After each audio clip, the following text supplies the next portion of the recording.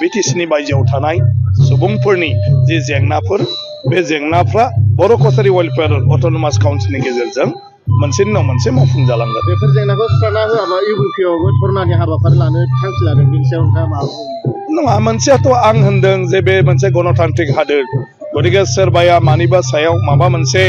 जुदि अजद थायोबा बेखौ फोरमायनो हिसाबै बेबायदि खालामनो हायो। नाथाय आं माखासे बाथ्राखौ बुंदों, मा दिनै बर' गोरोबथा जादों, गोरोबथायाव माखासे बाथ्रा बुजाफोरा जालायलायदों आरो बे हिसाबैनो दिनै माखासे खामानिफोरखौ सरकार आरो बर' गौथुमफोरजों खामानि मावलायलायबाय थादों। नाथाय दा बेफोर बबेयावहाय थाबथानानै दं, मानो थाबथानानै दं, बेफोरखौ जयै बर'फ्राबो सावरायलांनांगौनि मोनसे सम फैबाय। दा जायफ्रा मावबाय थादों बिथांमोना मोनथिगौ जे मायाव मा जानानै दं। बेराफारसेथिं गुबुनफ्रा हयथ' बेखौ मोनथिजोबथ'वाखै। नाथाय आं सानो मा बेखौ जयैनो सावरायलायोब्ला, माने जयैनो जोङो मोनसे माबाजों थांनो हायोबा मोजां। जिहेतु जेंनाया हारिनि आरो जेंनाया हारिनि हिसाबै बेयो माने फोसाबजानांगौआ जोबोद गोनांथार आरो जायफोर गोरोबथा खालामदों मावफुंजानांगौआबो गोनांथार। ओंखायनो आं सानो बे बेलायाव आरोखि। हेल' नोंथांमोनखौहाय आंनि गोदान भिडिअ फिन खेबसे बयखौ बरायहरनाय थाबाय। दा नोंथांमोनहाय मोनथिखाबाय नङा होमबा आं मानि सायाव बे भिडिअखौ लाबोदों। दा नोंथांमोन जे जोंनिहाय जे थांनाय बावैसो बोसोर सिगां जे 2020 मायथाइयाव जे बिटिआर रेकर्ड, बिटिआर सुक्ति, जे पिस एकर्ड जोंहा जालांबाय, जे एबसु आरो एनडिएफबि थुनलाइ बर' फरायसा आफादनि एनडिएफबिफोरजों जे मिलायनानै पिस एकर्ड जाबाय, भारत सरकारजों सुक्ति खालामबाय। बिनि बेलायाव नोंथांमोन जोंहा जे बिटिआर एकर्ड खालामबाय, बिनि उनाव बिटिआरनि बायजोआव थानाय बर'फोरनि थाखाय BKWSC जों मोननो हाबाय। दा नोंथांमोन बे BKWSCनि खामानिफोरा जे दासिम मावफुंजायाखै। दा नोंथांमोन बावैसो सिगां जे गोबां जों ससियेल मिडियाआव जों नुनो मोनदों नङा होमबा, BKWSCनि गोदान आफाद दानाय, गोदान आफाद दानानै गावजों गावनो सोंखारिलायनाय। BKWSCआव जेरै बिटिआरआव बर'फोरा जे गावस्रा गावस्रि, थिग बेबादिनो बिटिआरनि बायह्रायावबो जोंनि बर'फ्रा गावस्रा गावस्रि इउनिटि गैया, खौसेथि गैया। दा गावजों गावनो गोदान आफाद दालायनानै BKWSCखौ सालायनो नागिरो। दा मिनिहेश्वर बसुमतारी नङा होमबा BKWSCनिया। दा नोंथांमोना मोनथिखायो नङा होमबा, BKWSCआवहाय गामि सोसननाय, BKWSCआव जे जानो गोनां जे बिसायख'थि, बेफोर दासिमबो थि जायाखै। दा बावैसो सिगां जे जोंनि बिटिआर सरकारनि माखासे लिडारफोरानो जे फोरमायदोंमोन नङा होमबा, फोरमायना होदोंमोन जे सानजाहा जे सिमा बारायबाय, 46टा ना 49टा सिगाङावहाय जों नटिफिकेसन मोनदोंमोन जे गामि सोसननाय, जे सनितपुर आरो गहपुर बिश्वनाथनि बर'फोरनि जे गामिया बिटिआरआव हाबबाय, सोसनबाय। दा जों सिगां नटिफिकेसनाव जों खोनादोंमोन, जों खौरां मोनदोंमोन नङा होमबा नोंथांमोन। नोंथांमोना बे भिडिअनि गेजेरजों क्लियारै नोंथांमोननि डाउटआ क्लियार जाजोबगोन आरोखि, जे जोंनि जे बिजेपि आरो इउपिपिएल जथायै जे एलायन्स सरकार, जोंनि आसामनिनो बुंथिगिरि स्पिकार आरो एमएलए बिथां बिस्वजित दैमारि सारा जे खौरांगिरिनि गेजेराव माखासे बर'फोरनि थाखाय बेसेन गोसा खोथा बुंदों आरोखि, जे बर'फोराहाय बे खेबाव जे खौसेथि इउनिटिया जानांगौआ एकदम गोनांथार आरोखि, इउनिटि जानांगौआ गोनांथार। जे हारनि थाखाय थासारिखौ नायनानै इउनिटि जानांगौआ एकदम 100% बे गोनांथार आरोखि। जे जों इउनिटि जायाब्ला जों बे खामानिफोरखौ जों मोनसे मावफुंनो हानाय नङा, सुफुंनो हानाय नङा। दा नोंथांमोन दा गामि सोसननाय बे खामानिया दाबो आद्रा जानानै फैयाखै, फाइनाल डिसिसन जेबो जायाखै दाबो। 46टा गामि सोसननाय बे सिगाङाव नटिफिकेसन होदोंमोन, बेबो खामानिया जायाखै। दा BKWSC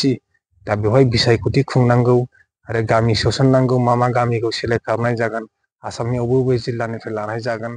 दा बेबो दाबो मोनसेबो खामानिया जायाखै। दा जोंनि बिटिआर सरकार आरो आसाम सरकारा दा बिनि थाखाय जा माबा मोनसे खामानि राहा लादों जानो हागौ। दा जोंनि बर' हारिनि लिडारफ्रासो, दा जोंनि बर' हारिनि राजखान्थि लिडारफोरासो दा खौसेथि जानानै दा बेनि फारसे सावरायनांगौ आरोखि। दा खौसेथि जानानै सावराया बे मालाबाबो सुफुंजानाय नङा। बे गावजों गाव गोदान आफाद दालायनानै सोंखारिलायनाय।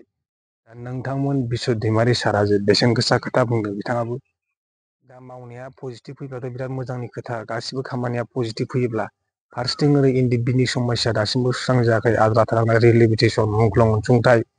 दा गासिबो आद्रा आरोबाव फारसेथिं ओरै मोननै इउनाइटेड फर्म अफ एक्सन बि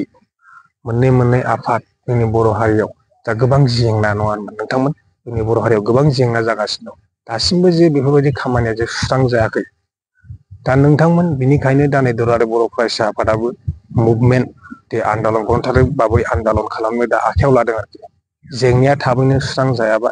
जोंनि अल बर' स्टुडेन्ट इउनियन दुलाराय बर' फरायसा आफादा थाबैनो सोमावसारगोन आरो सोमावसारनो थांखि लादों आरोखि दा नोंथांमोनहाय बिस्वजित दैमारि सारा जे जोंनि बर' हारिनि थासारि राजखान्थिनि बेलायाव गासिनि बेलायाव बिथाङा मा खोथा बुंदों जे नोंथांमोना खोनासंफिनदो आरो नोंथांमोननि बुजिनायखौ कमेन्टआव फोरमायहर दा आङो फ्राय बाहागो लाबाय थानो मोनो सम मिलायब्लानो गोबाव समनिफ्रायनो बिथांमोनजों दंबोबाय थायो आरो दिनै बे जाजि खनायाव जिथु जथुम्मा जादों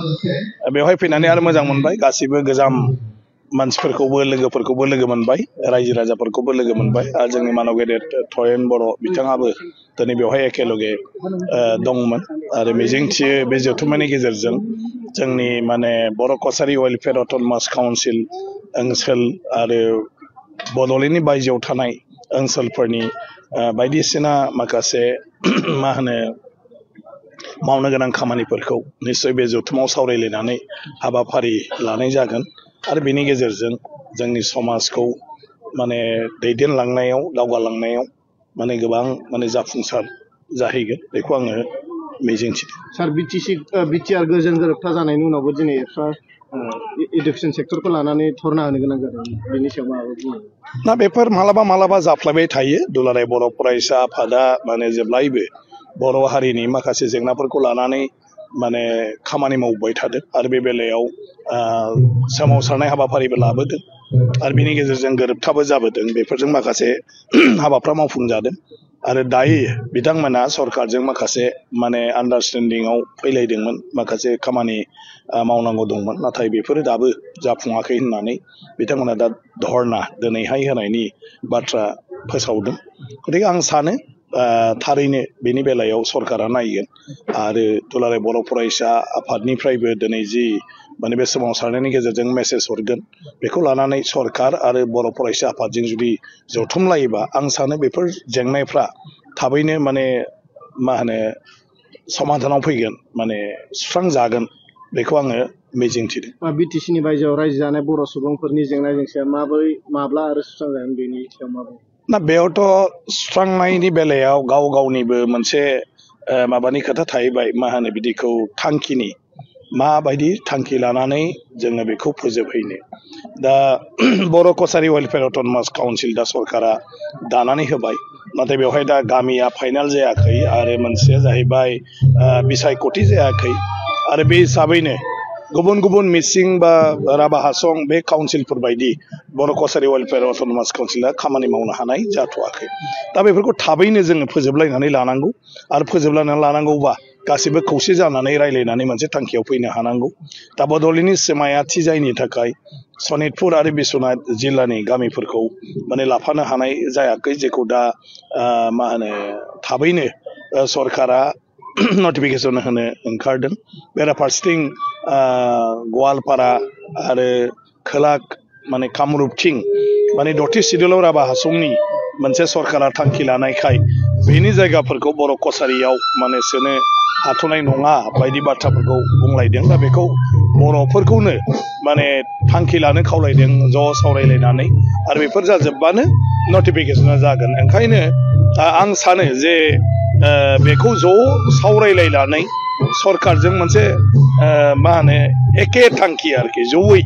थांखिखौ मोनसेल' लालायनांगौ जोंनि गेजेराव गुबुन जालायलायनो नाङा आरो जयैनो थांखि लानानै सरकारनो फाइनेल खालामनानै होयोब्लानो आं सानो जे बिटिसिनि बायजोआव थानाय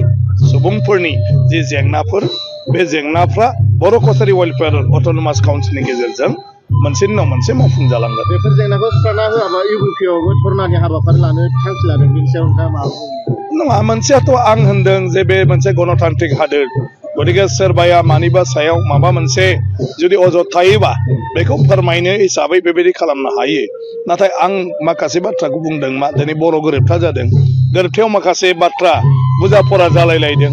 आरो बे हिसाबैनो दिनै माखासे खामानिफोरखौ सरकार आरो बर' गौथुमफोरजों खामानि मावलायलायबाय थादों नाथाय दा बेफोर बबेयावहाय थाबथानानै दं मानो थाबथानानै दं बेफोरखौ जयै बर'फ्राबो सावरायलांनांगौनि मोनसे सम फैबाय दा जायफ्रा मावबाय थादों बिथांमोना मोनथिगौ जे मायाव मा जानानै दं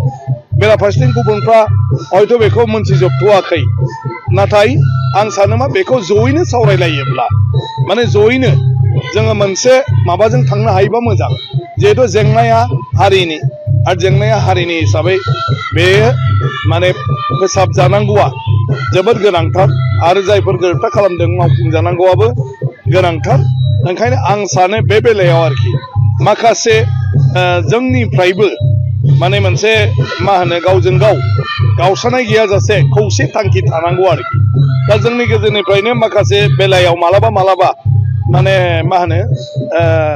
मोनसे थि थांखियाव गरन्थआव सफैनो हायैनि थाखायबो